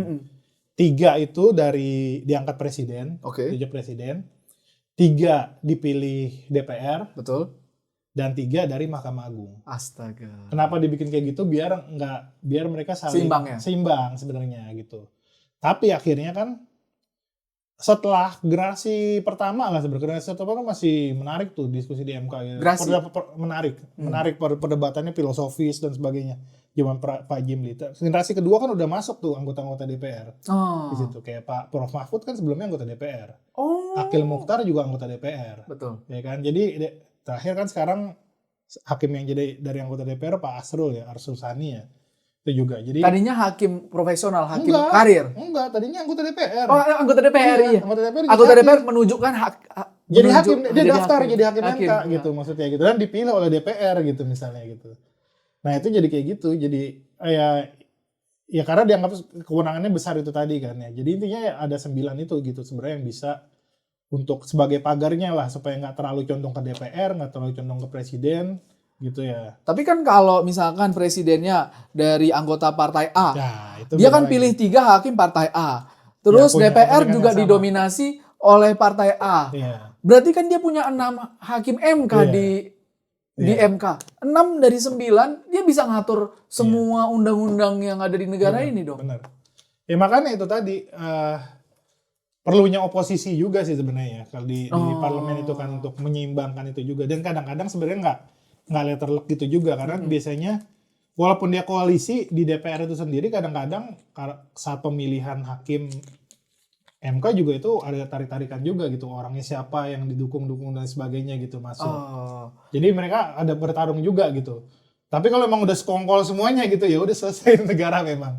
Bagusnya memang di DPR itu ya udah harusnya saling gitu ya. Karena kan kepentingan partai biarpun mereka koalisi, kadang-kadang kepentingan partai kan beda-beda juga kan.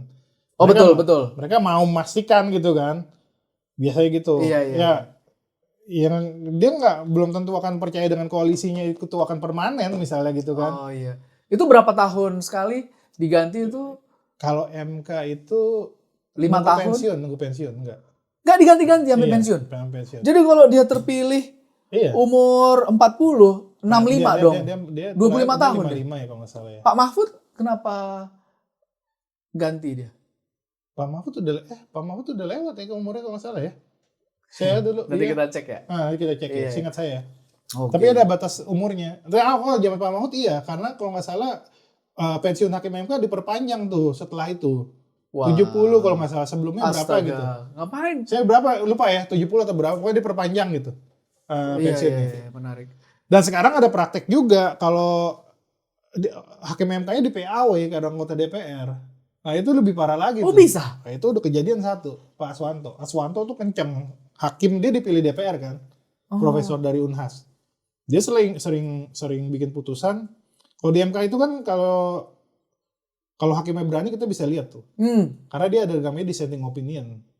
Jadi putusan nih, hakim ini bilang undang-undang ini nggak melanggar undang-undang. Nah, dia nggak setuju nih. Dia menjadi dissenting opinion. Tercatat semua itu ya? Iya, DNA-nya. Dan itu ditarik sama DPR, diganti. Nah itu presiden yang buruk sih sebenarnya. Yang itu bisa terjadi kayak gitu. Nanti kalau semuanya bisa kayak gitu, hakimnya jadi nggak independen lah, takut dia kan. Benar. Jadi dia akan ya udah kalau perkara undang-undang ya udah ditolak aja terus ya kan. DPR kan nggak suka kalau undang-undangnya dibatalin terus ya. Bukan dibatalin sih ya, dinyatakan tidak memiliki kekuatan hukum mengikat gitu. Jadi nanti kita mungkin cek ya gimana pemilihan hakim MK ya, karena ternyata sampai pensiun ya bro ya. Iya sampai itu aja sampai pensiun emang. Kecuali presiden yang mau ganti atau DPR mau ganti. Harusnya nggak boleh sebenarnya. Nggak boleh. Iya. Nah, kelihatannya nih undang-undang udah bisa diubah.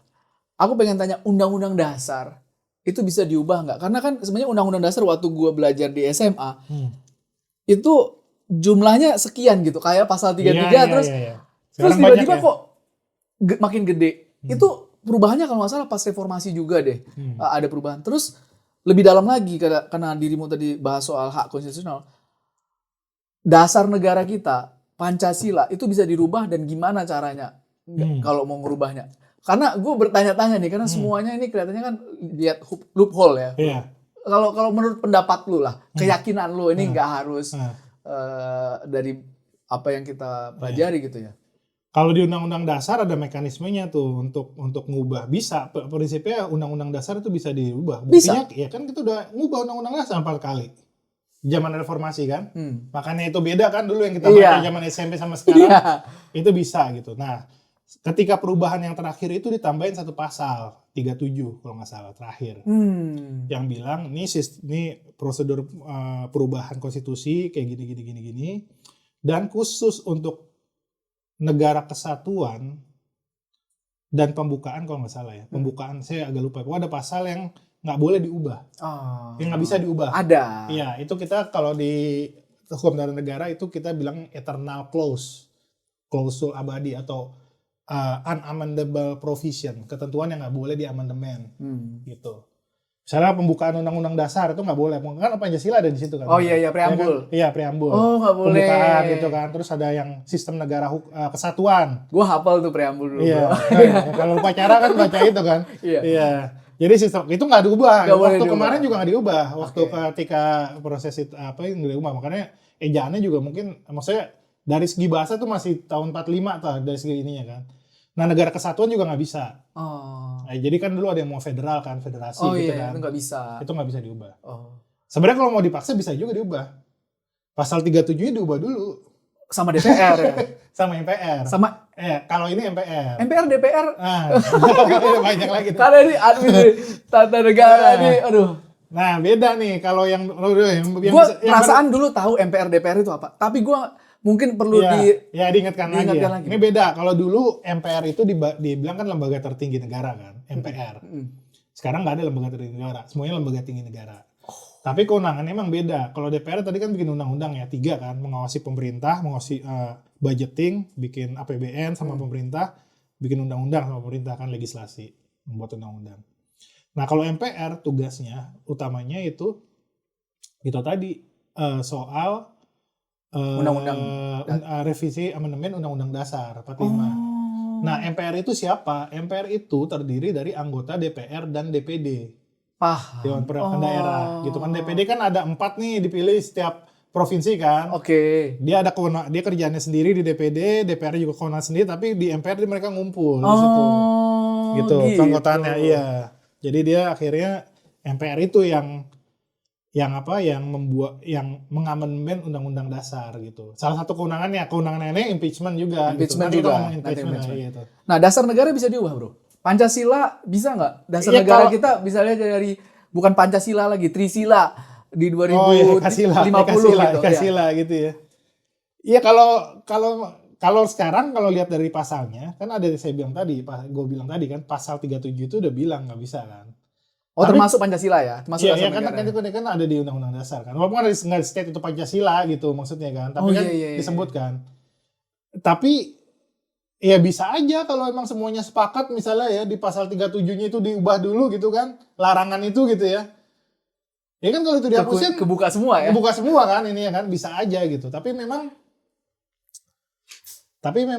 agak susah sih kalau menurut ya kalau untuk sampai ke sana tuh agak berat ya. Buktinya kemarin waktu ada undang-undang HIP kan, haluan ideologi apa sih Pancasila dulu kan ada RUU HIP yang mau memecah jadi Ekasila, Trisila gitu kan akhirnya ditolak juga kan.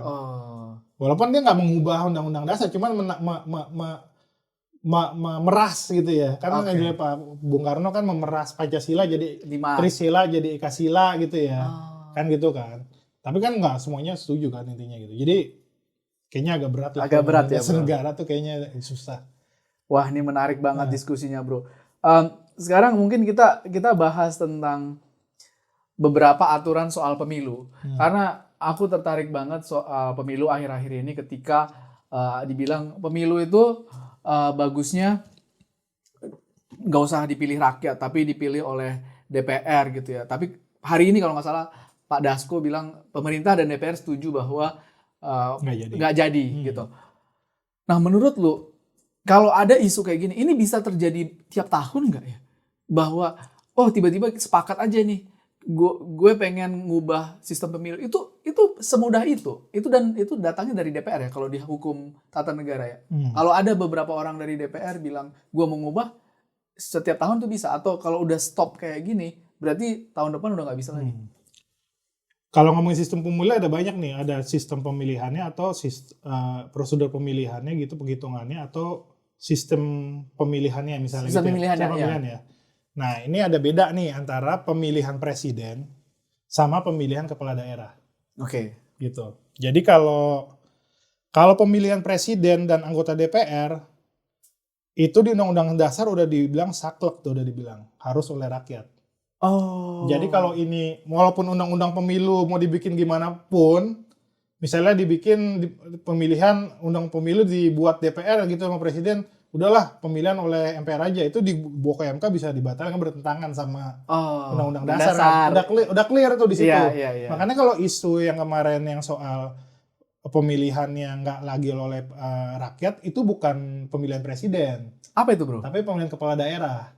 Oh. Nah, kalau kepala daerah beda aturan di Undang-Undang Dasar. Iya. Undang Dasar cuma bilang kepala daerah. Kalau yang tadi kan DPR, DPD, presiden gitu ya, sama DPRD itu dipilih oleh rakyat tuh dalam sistem pemilu. Itu clear di Undang-Undang Dasar. Nah, kalau di Undang-Undang Dasar ketika mengatur kepala daerah, dia cuma dibilangnya dipilih secara demokratis. I see. Nah, makanya ada turunannya itu kan Undang-Undang ada celah kepala daerah kan. Bahkan dulu kan sebelumnya juga kan dipilihnya bukan oleh reformasi, kan juga dipilihnya nggak langsung oleh rakyat. Partai ya? Dulu oleh DPRD misalnya gitu ya. Iya. Misalnya gitu ya. Nah, ya itu tadi maksudnya, nah kalau ini memang akan bisa isu akan berulang terus karena lebih gampang mengubah undang-undang kan dibanding mengubah undang-undang dasar. Betul. Karena harus melibatkan banyak orang dan sebagainya, agak susah gitu. Jadi kalau yang pilpres itu kan memang udah ada di undang-undang dasar, kalau itu mau diubah ya dia akan harus amandemen. Berat. Nah, kalau yang mengubah undang-undang pemilihan kepala daerah nih kan cuma DPR sama presiden kan, makanya sempat ada isu itu tadi kan. Betul. Mau dikembalikan lagi ke DPRD. Dipilih oleh DPRD. Iya. Ya kan? Terus kan bilang itu bertentangan dengan undang-undang dasar. Enggak. Iya kan? Ini kan demokratis juga.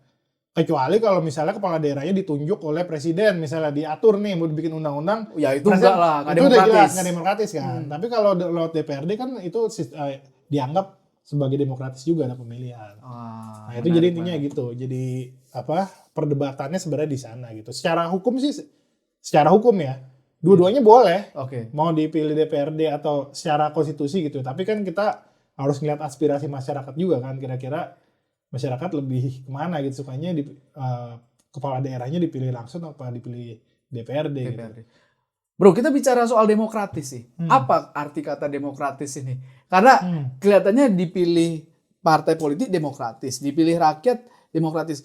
Suatu negara dikatakan, kalau komunis kan dipilih partai komunis gitu ya. Ditunjuk. Nah, kalau demokratis ini Demos dan Kratos gitu. Demos dan Kratos ya. Kalau kita ini ya. Maksudnya ya itu tadi, maksudnya ada keterlibatan rakyat untuk memilih gitu ya. Ketika dipilih oleh DPRD apa nggak ada keterlibatan rakyat? Ada. Yang milih anggota DPRD itu kan rakyat juga. Iya kan, intinya gitu ya. Betul. Jadi ada cuma nggak langsung aja. Pemilihnya langsung apa nggak langsung gitu. Kayak gitu. Nah, bro, soal presidensial threshold, katanya sekarang udah nggak ada lagi presidensial threshold 20%. Ini bagaimana mengubah administrasi negara ini, Bro. Ini penting atau nggak penting sih untuk dipikirkan? Nah, ini putusan MK ya. Saya juga baru ngeh waktu lihat pertanyaannya. Maksudnya ketika dikasih pertanyaan soal ini president threshold, ya memang ini saya putusan terbaru sebenarnya nggak terlalu mengikuti ya, tapi saya udah ngikutin ini udah lama nih sebenarnya, udah sampai 30-an kali digugat ke MK kan, ditolak terus. Terakhir baru dikabulkan. Saya nggak tahu kenapa dikabulkannya setelah pemilu gitu ya. Kalau sebelum kan mungkin dia bisa ini ya, maksudnya bisa dipakai gitu ya. Nah, prinsipnya sih bagus ya, tapi kayak kita siap aja maksudnya dengan akan banyaknya opsi pemilih calon presiden gitu. Oh iya Ya kan, kalau misalnya threshold itu kan dia harus 20%, jadi memaksa partai itu harus koalisi gitu ya. Gitu. Jadi partai yang lulus di DPR gitu ya, dia bisa mengajukan dengan PT 0% misalnya gitu, dihapuskan misalnya. Tapi ya saya nggak tahu sih nanti sejak pemilu kadang-kadang DPR juga kadang-kadang agak nakal juga gitu. Ketika ada putusan MK kayak gitu, dia revisi lagi tuh undang-undang pemilu. Dibikin lagi thresholdnya, digugat lagi ke MK, dibikin lagi. Gitu aja. Karena MK sebenarnya putusannya nggak membatalkan, dia cuma menyatakan berkekuatan hukum, tidak mempunyai kekuatan hukum mengikat misalnya. Nah terus harusnya kan ditaati gitu kan, kadang-kadang DPR bikin lagi. Dulu kan kasusnya yang itu kan kayak gitu kan, kasus yang usia wali kota yang dianggap buat Kaisang kan, Kaisang maju buat gubernur kalau nggak salah ya kan. Itu kan di MK bilang nggak boleh nih kalau nggak salah. Putusan pokoknya dia MK memutuskan poin A gitu ya, terus mau digocek gitu di DPR ya, terus kan akhirnya di demo kan, akhirnya DPR nggak jadi merevisi gitu. Gitu. Padahal di MK-nya udah bilang iya, maksudnya udah nggak bisa nih gitu.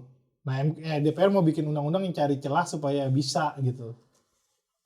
Usianya kalau nggak salah. Jadi berarti harus menggugat MK lagi dong? Enggak, jadi DPR-nya waktu itu nggak berhasil karena rakyat demo kan, nggak diterusin. Itu kalau diterusin jadi tuh Kaisang bisa maju tuh jadi gubernur, karena dia ngitung kalau nggak dibikin undang-undang itu saya nggak lupa ya berapa sih, anggap misalnya 30 tahun atau 35 tahun misalnya gitu usia ya. Dihitungnya sejak kapan nih? Iya. Sejak misalnya pendaftaran, atau sejak dilantik gitu kan, sejak dia menang gitu atau dilantik gitu ya, itu beda kan. Kalau misalnya sejak menang kan ada spare waktu gitu, kalau nggak salah mau dibikin gitu, tapi kan ada demo ya, itu ya rakyat juga akhirnya bisa menyimbangkan juga kan. Kalau rakyat berisik juga kan akhirnya bisa mau ya, ada yang bisa berubah gitu maksudnya. Berarti memang harus berisik dan harus viral ya bro? Ya cara nggak langsung ya memang kayak gitu sih akhirnya demokrasi itu ya itu cost yang bisa dilakukan demokrasi, walaupun saya sering pernah diskusi juga kan sama kawan kita yang satu lagi, Joel gitu ya, dia justru dapat insight, walaupun dia dari Eropa, dia menganggap sistem yang terlalu terbuka itu justru kan menghambat pembangunan gitu ya. Iya. Kayak Singapura maju kan, karena kenapa ya, dia menang partainya itu aja, satu aja gitu, maksudnya nggak banyak ini gitu. Ya intinya itu sih sebenarnya, demokrasi itu ya kayak mata uang sih sebenarnya. Kita mau lihat sisi baik atau buruknya. Iya, hak asasi itu kan sebenarnya ada dua garis besar ya sebenarnya. Hak sipil dan politik, sipol, hak ekonomi, sosial dan budaya. Nah, zaman Soeharto itu saya bilang hak ekonomi dan sosial budaya itu masih ada, karena kan pembangunan rakyat dikasih masih sejahtera lah, relatively ya kan. Iya, terencana lah. Tapi hak sipil dan politiknya kurang. I see. Orang nggak bisa ngomong, nggak bisa mengkritik, diculik dan sebagainya gitu kan. Setelah reformasi kebalik. Hak sipilnya orang ngomong banyak gitu, ekonomi dan sosial budayanya jadi jeblok. Jadi nggak bisa ini kan, nggak stabil pemerintahan gitu. Jadi ya memang itu sih jadi ya harus disimbangkan lah. Harus disimbangkan. Yang paling bagus sih kan kalau kita lihat negara-negara Skandinavia ya, yang kita anggap sebagai negara welfare state, itu negara Skandinavia gitu. Contoh yang sebenarnya sangat baik menerapkan dua konsep itu gitu. Jadi kalau di Singapura negara rakyat sejahtera, tapi kan Dia kayak nggak bisa bicara. tertekan gitu ya. Welfare gitu. state itu apa sih, bro? Negara kesejahteraan. Jadi tetap ada pemilihan langsung juga. Iya, ya bisa ada pemilihan langsung dan sebagainya, tapi ya dia punya hak untuk bicara, freedom of speech, tapi secara ekonomi dia juga sejahtera gitu. Kalau Amerika kan enggak kan, Amerika kan banyak homeless juga kan. Iya. Makanya dia kebanyakan, dia juga bisa mengkritik, ya bebas juga kan Iya, maksudnya sangat gitu ya. bebas. Nah, Sangat bebas. Oh. Gitu. Thank you Bro Ali. Ini menarik banget ya soal politik, soal hukum. Ini sangat-sangat bersinggungan. Nah, aku pengen bicara soal balance of power. Memang kan pemerintah dan DPR itu perlu balance kan. Dan pemerintah itu diwakili presiden lah. Dia yang milih semua kabinet gitu. Nah, presiden ini dipilih rakyat untuk 5 tahun. Tapi seringkali banyak presiden gak harus di sini ya. Di negara manapun gitu ya. Di Konoha gitu ya. Atau dimanapun. Itu orang gak suka dengan kebijakan dia di tahun pertama. Mekanisme apa yang kita bisa lakukan ketika kita gak suka presiden di tahun pertama? Nah, salah satunya kan impeachment. Bahwa kita punya, ini mosi tidak percaya gitu ya. Impeachment memecat pemakzulan. Pemakzulan ya. Nah, itu di Indonesia kira-kira sejauh mana orang atau seorang presiden bisa diimpeach, dan secara demokrasi itu bagian dari demokrasi juga kan sebenarnya. Iya, mekanisme itu emang ada sih ya. Tapi justru setelah reformasi itu, ketika proses reformasi, justru aturan impeachment itu diperketat justru. Karena kita udah ada pengalaman sebelumnya kan. Gus Dur. Ya. Gus Dur itu kan di impeachment dengan mekanisme sebelumnya. Dulu belum ada MK kan. Jadi dengan mekanisme sebelumnya gampang tinggal bawa ke MPR dan sebagainya, DPR hak angket dan sebagainya gitu ya, terus buka MPR udah dipecat di situ gitu. Nah, akhirnya nggak stabil, nggak stabil, makanya akhirnya dibikin justru ya kita nggak suka sama kebijakan boleh gitu, tapi nggak tiba-tiba langsung impeach, itu kacau tuh. Dulu zaman kita zaman kita pakai sistem parlementer kan, perdana menteri pernah dulu zaman konstitusi RIS apa gitu dulu ya, zaman 50-an gitulah, sebelum balik ke undang-undang dasar lagi. Itu umur pemerintahan cuma berapa bulan itu. Oh iya, aku pernah belajar tuh. Kan? Iya, ganti-ganti terus kan. Jadi nggak stabil lah. Ini juga kita sebenarnya juga nggak mau di situ. Kita memang bisa ada ruang untuk mengkritik pemerintah, ada, tapi jangan sampai itu gampang untuk mengganti gitu pemerintah dalam masa terminnya 5 tahun misalnya gitu. Makanya proses impeachment itu sekarang dibikin agak ketat, ada 3 lapis kan. Betul.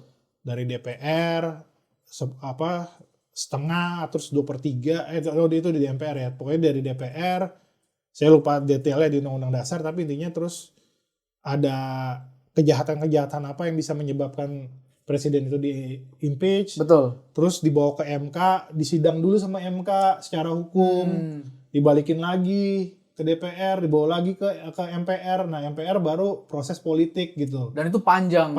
Jadi ada mekanisme hukumnya juga mau membuktikan. Kalau dulu kan justru nggak ada mekanisme hukumnya. Gitu. Cukup angket selesai. Politik aja.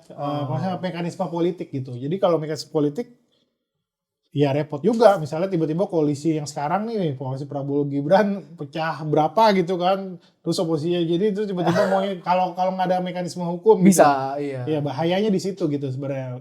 Nanti ada perubahan apa. Ya pokoknya kayak pemakzulan itu memang cara terakhir sih sebenarnya gitu. Untuk itu. Nah, selain itu Bro, akhir-akhir ini kan ada KUHP dan KUHAP ya yang mengatur tentang penghinaan terhadap pemerintah atau presiden tuh. Nah, sejauh ini menurut pandangan Bro Ali, seberapa penting ada penghinaan terhadap pemerintah atau presiden ini diatur gitu? Karena kan kalau kita di Amerika ya, kita belajar Amerika itu kayak biasa aja gitu loh. Mau hina presiden di Twitter, mau hina siapapun di Twitter, gak ada yang, ya lu ngomong aja Iya. gitu loh. Tapi di sini seakan-akan itu fitnah. Apakah ini karena di Amerika itu edukasi udah tinggi, jadi nggak perlu ada pasal penghinaan. Di Indonesia mungkin dianggap orang, menurut saya sih edukasi kita ya mau tinggi mau nggak tinggi tetap harus punya kebebasan ya. Karena kita mulai dari situ gitu. Terus nanti takut dari misinformasi, ini gimana nih bro?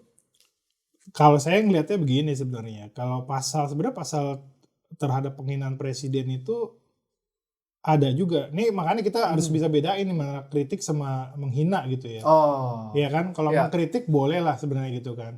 Ya tapi jangan sampai mengkritik itu dikategorikan jadi penghinaan. Itu kan yang jadi problem kan. Iya. Kalau menghina itu sebenarnya kenapa perlu diatur ya? Kalau menurut saya tetap perlu diatur. Bahkan, karena bohong itu ya?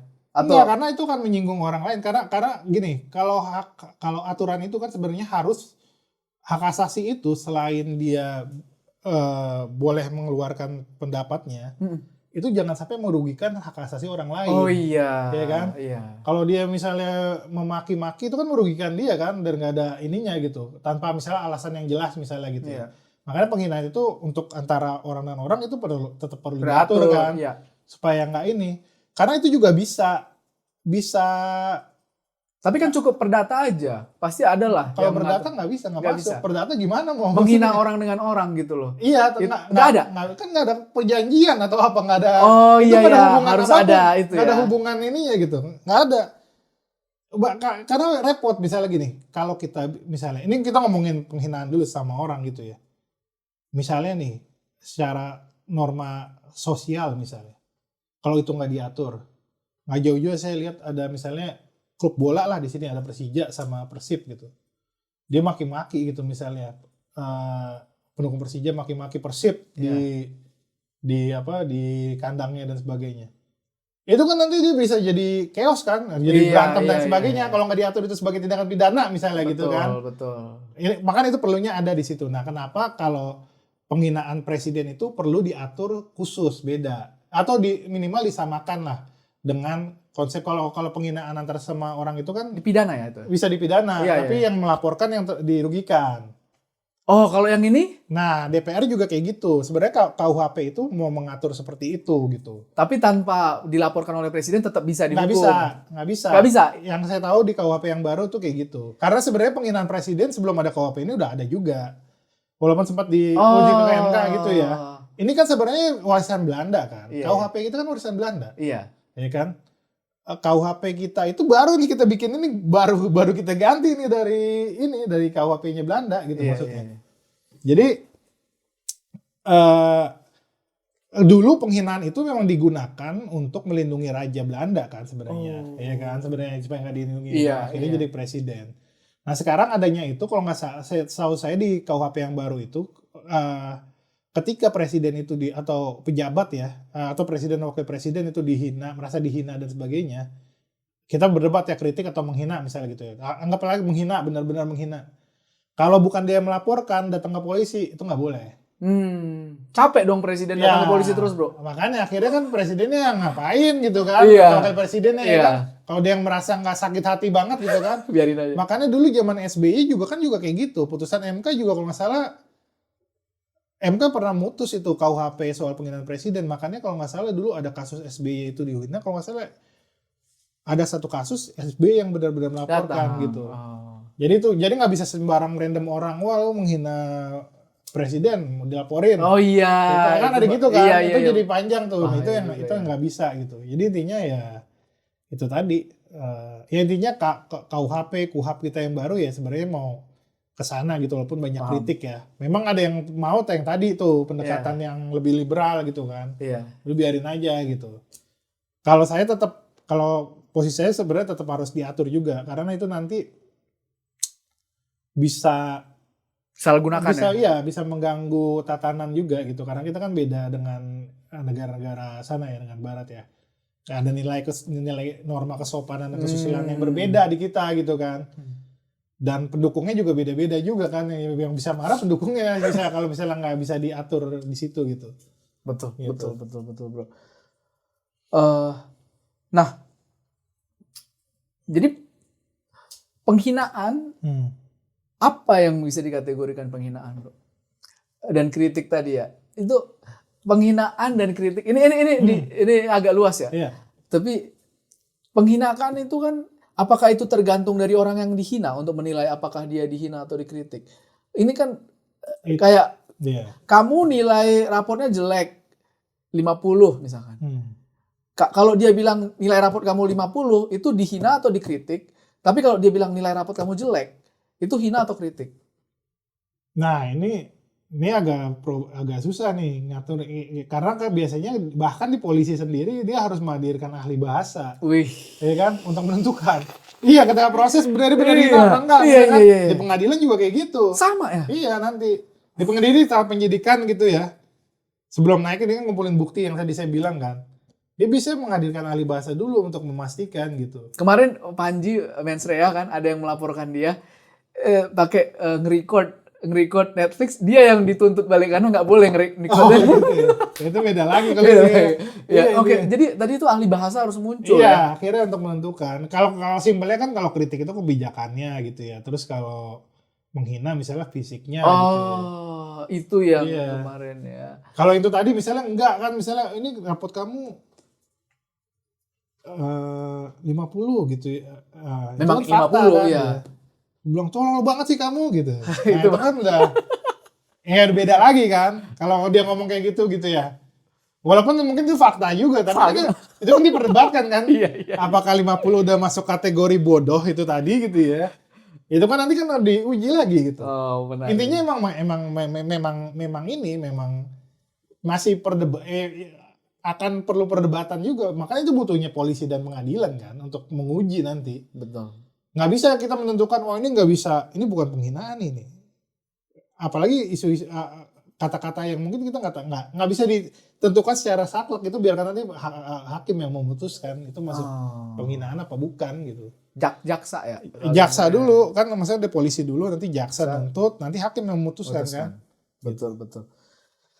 Nah, menarik bro. Ini mungkin 3 pertanyaan terakhir nih bro. Nah, yang nomor 3 sebelum terakhir itu soal beberapa keputusan MK seperti melarang wamen menjadi komisaris di BUMN. Itu sempat ada keputusan, tapi wamen masih ada yang jadi komisaris BUMN. Baru ada peraturan baru itu kalau nggak salah apa ya, perpres atau apa gitu ya, yang bilang bahwa wamen nggak boleh jadi komisaris BUMN, tapi mulainya 2026 sampai 2026 boleh. Ini kan ada tenggat waktu antara MK buat keputusan sampai itu betul-betul dilaksanakan. Apakah memang keputusan MK itu nggak langsung berlaku, harus ada peraturan dulu, dan ada tenggang waktunya itu terserah berapa lama baru bisa dihukum? Itu gimana sih bro? Nah, saya nggak terlalu ngikutin putusan yang ini ya, tapi intinya biasanya kalau putusan MK itu memang dia akan berlaku sejak diucapkan, kecuali kalau dia bilang di putusannya ini akan berlaku efektif misalnya tahun sekian. Oh, sejak ditetapkan itu berlaku ya? Iya, misalnya kayak undang-undang apa dulu ya, Cipta Kerja kalau nggak salah ya.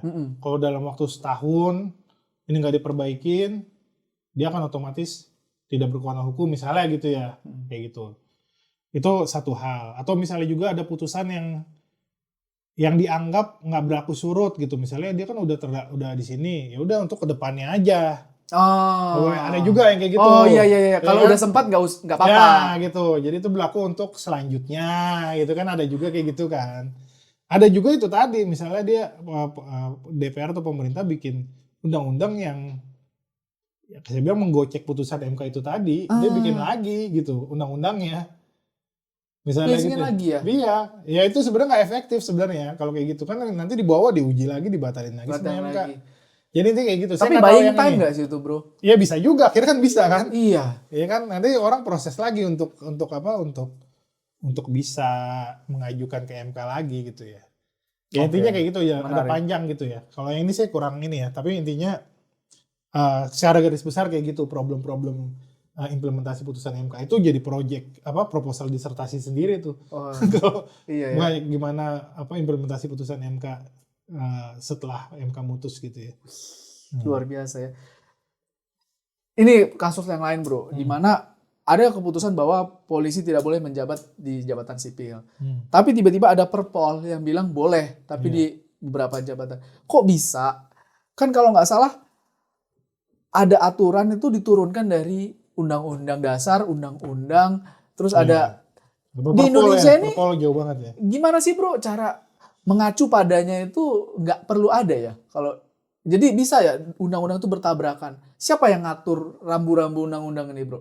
Apakah misalkan kalau Perda itu nggak perlu mengacu orang daerah bisa buat peraturan sendiri?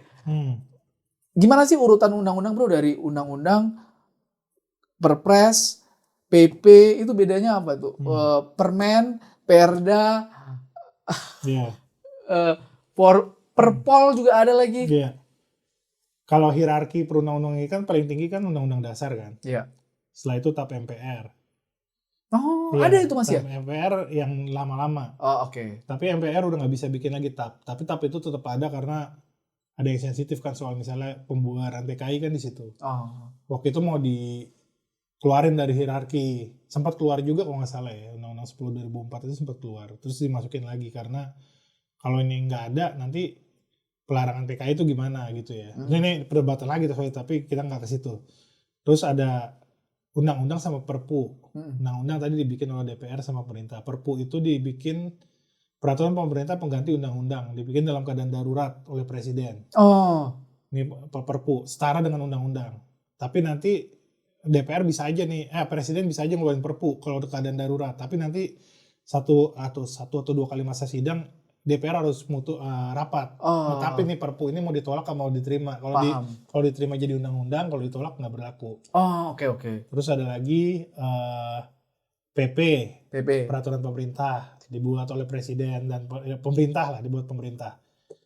Terus ada bedanya sama Perpres? Nah, ada Perpres juga ya. Sebenarnya nggak terlalu clear juga ya sebenarnya. Soal ada PP, ada Perpres. Karena sama-sama dibuat oleh DPR, tapi PP posisinya lebih di atas Perpres ya. Oh, oke. Nah, terus di bawahnya Permen saya lupa ya dia masuk hierarki apa enggak ya. Tapi ada peraturan menteri juga ya. Saya lupa ada hierarki, tapi intinya yang bawah itu peraturan daerah. Oh, oke. Daerah. Ya. Nah, dari semua peraturan itu sanksi pidana hanya boleh ada di undang-undang sama di Perda. Sanksi yang ada pidana, makanya pidana di Perda kan misalnya merokok dikurung misalnya 6 bulan misalnya gitu ya, apa dan sebagainya, karena ketika ada sanksi pidana itu dia harus melibatkan rakyat. Nah di DPR kalau undang-undang itu kan udah diwakili sama DPR, kalau yang Perda itu wakilnya DPRD. Iya. Gitu. Jadi intinya itu. Nah tadi soal apa pertanyaan soal polisi Perpol itu ya. Perpol lebih jauh lagi tuh di bawah, makanya sih agak bingung juga ya. Tapi kayaknya mungkin karena putusannya MK itu bisa masih multitafsir juga gitu ya. Saya belum baca putusannya ya. Jadi kalau ada peraturan yang berseberangan, itu tinggal dibawa ke MK aja ya. Untuk bilang bahwa Perpol ini nggak cocok nih karena bertentangan. Itu gimana mekanisme membatalkan? Jadi gini, kalau menguji undang-undang terhadap undang-undang dasar itu diuji di MK. Oke. Tapi menguji peraturan perundang-undangan di bawah undang-undang, betul, terhadap undang-undang, itu di Mahkamah Agung. Bisa diuji Perpolnya. Bisa ya. Karena itu tadi, tapi kalau di Mahkamah Agung batu ujinya tuh undang-undang. Kalau di MK batu ujinya undang-undang dasar. Gitu. Luar biasa nih bro nih. Hebat banget. Nah ini terakhir bro. Dirimu kan di area School of Government itu bahas tentang ASEAN Court dan ASEAN Law. Dan dirimu juga udah sangat-sangat bagus banget studinya membandingkan Indonesia dan Malaysia. Boleh cerita nggak seberapa relevannya ASEAN Law diterapkan saat ini dengan berbagai hal yang terjadi di ASEAN gitu. Kalau misalkan ASEAN Law diterapkan, dampak positif apa sih kira-kira yang bisa kita prediksi di negara-negara ASEAN ini. Dan juga sejauh ini bagaimana hubungan ASEAN Law dengan ASEAN Court yang bukan ASEAN Court ya, ASEAN Court belum ada ya. Nggak ada, belum ada.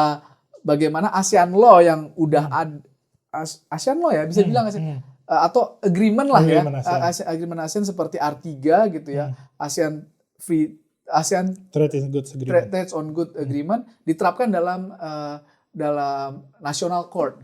Mungkin 2 itu. Iya, ya pertama sebenarnya kan ASEAN memang nggak ada ASEAN Court sebenarnya. ASEAN itu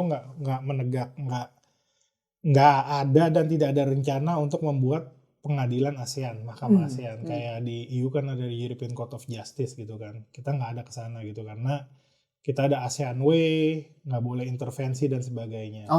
Ya kan? Ya. Terus pertanyaannya gimana memastikan ini undang-undang itu bisa ditegakkan nih?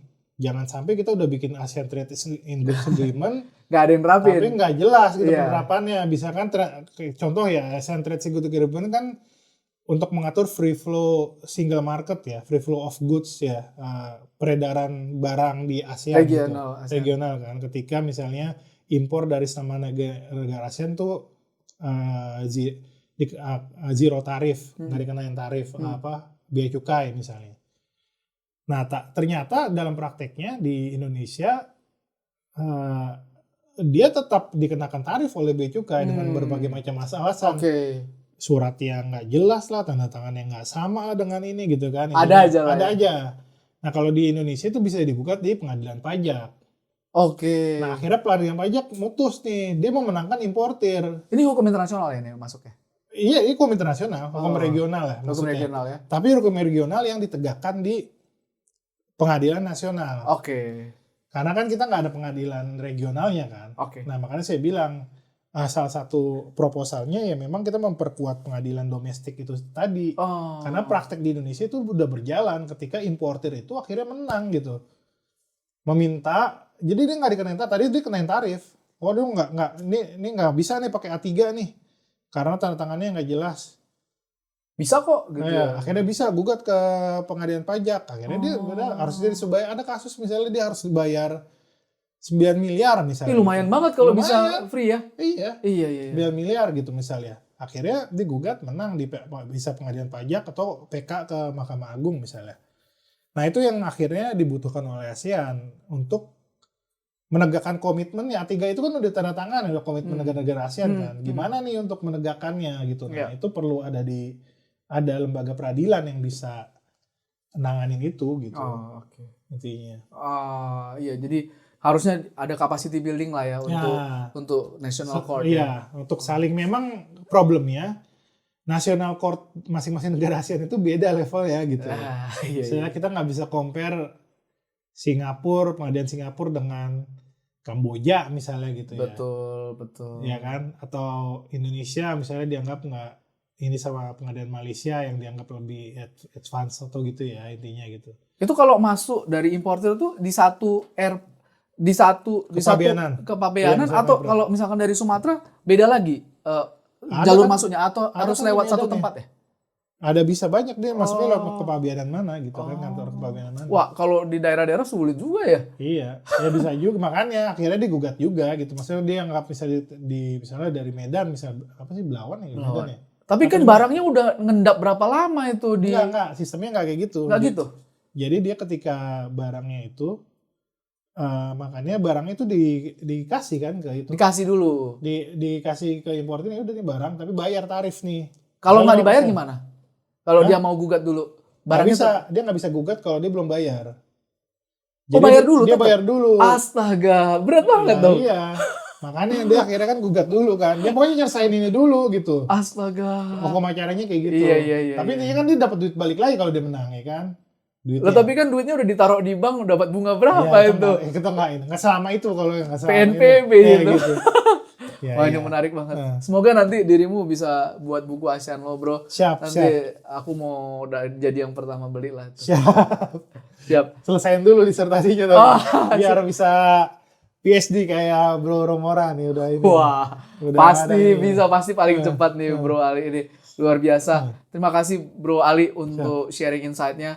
Ini sangat apresiasi banget, belajar banyak banget tentang dasar-dasar hukum tata negara dan administrasi. Semoga sukses di disertasinya, PhD-nya di universitas terbaik lah aku bilang ya. UNSW tuh finance-nya juga kalau di bidang aku luar biasa banget sih Bro. Group of Eight dia maksudnya. Group of Eight ya, mantap. Nanti mungkin kalau ke sini bisa ngobrol. Gitu main-main ntar kita jalan-jalan. Siap Bro. Thank you banget Bro. Dan teman-teman Hive Intelligent Podcast, banyak banget yang kita pelajari hari ini. Semoga teman-teman dapat manfaatnya. Kalau ada komen silakan ditaruh di komen untuk kita bahas bersama, belajar bersama. Sampai jumpa. Gimana? Salam gini ya? Salamnya gini. Hive Intelligent. Ini kan? baru dapat ya. Itu kan kalau five. high five. High five ya. High five ya kan?